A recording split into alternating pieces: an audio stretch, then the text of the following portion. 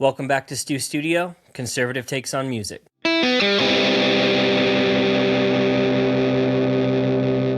the 2026 Academy Awards, K-Pop Demon Hunters had a big presence. They had a performance of the song Golden, which I guess is the main song in the movie.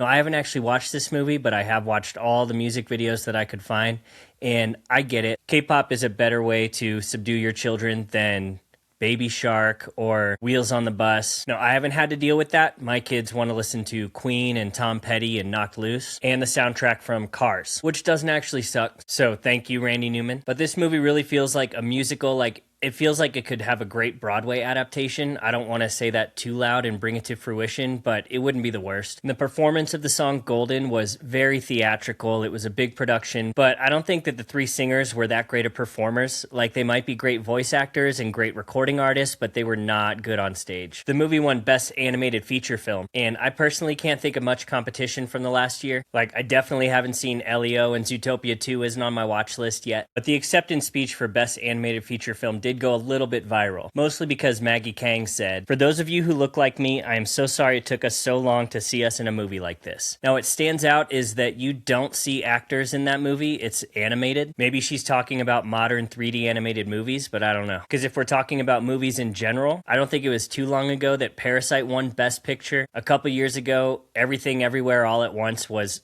everything everyone was talking about. And apart from movies, Squid Game has dominated Netflix. K-Pop Demon Hunters also won Best Original Song for the song Golden that they performed earlier in the night. Now, this is what's been going most viral because it seems like they cut off the speakers, or at least everyone is saying they did. Some people are pointing out that most speakers had 2 minutes when they got barely a minute. I personally think that EJ rambled on, and you could tell that she didn't really have a prepared statement, and so once she was done talking, they saw that there was no direction for the rest of the acceptance speech, and they just ended it right there. This from Billboard: Golden from K-Pop Demon Hunters wins Best Original Song at 2026 Oscars, but speech is cut short. EJ spoke on behalf of the 7-person team behind the song, but when her co-writer Yuhan Lee started speaking, his acceptance speech was played off. And this wasn't played off like a crescendoing orchestra like they used to do.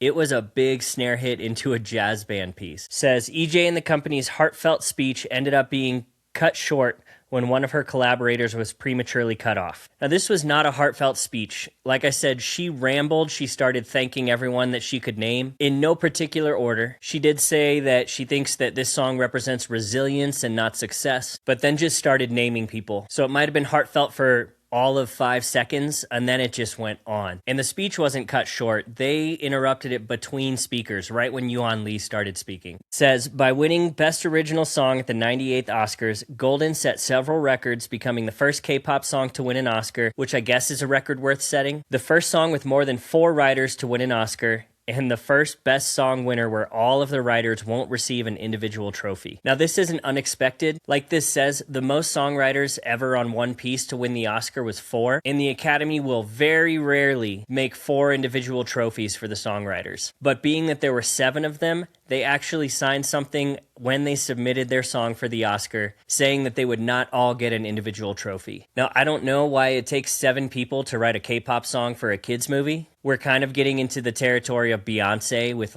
12 songwriters and a goat. What does the 7th person even add to it? Or were they just in the room and the others didn't want to get sued? But here's EJ's speech. Thank you so much to the Academy for this insane award. Growing up, people made fun of me for liking K-pop, but now everyone's singing our song and all the Korean lyrics. Now, I don't know how much she actually got made fun of for listening to K-pop. Maybe there were a couple of bullies that were just looking for anything to pick on her for. But ever since she was growing up, K-pop has just been growing and growing. She says, I realize this award is not about success, it's about resilience, and I'm just so grateful to our team and just want to thank my mom, my dad, and then she thanks everybody. Golden also won a Grammy for the best song written for visual media, and they managed to keep that acceptance speech under a minute with all 3 of the speakers on stage talking. I guess this time they thought a bigger stage meant bigger audience, longer time to talk.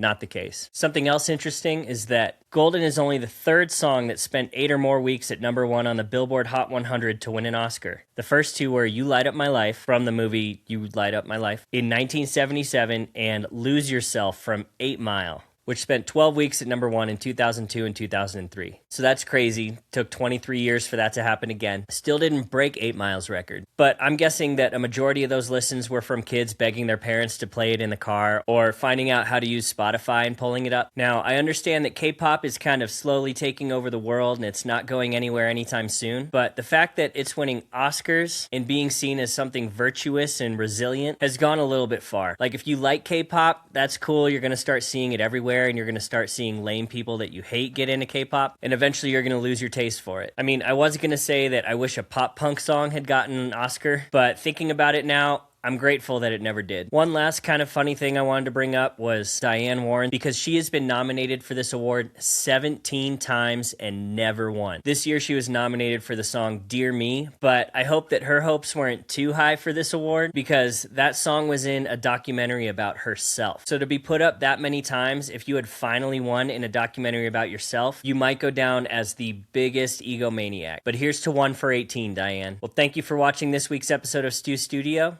And remember, Jesus loves you.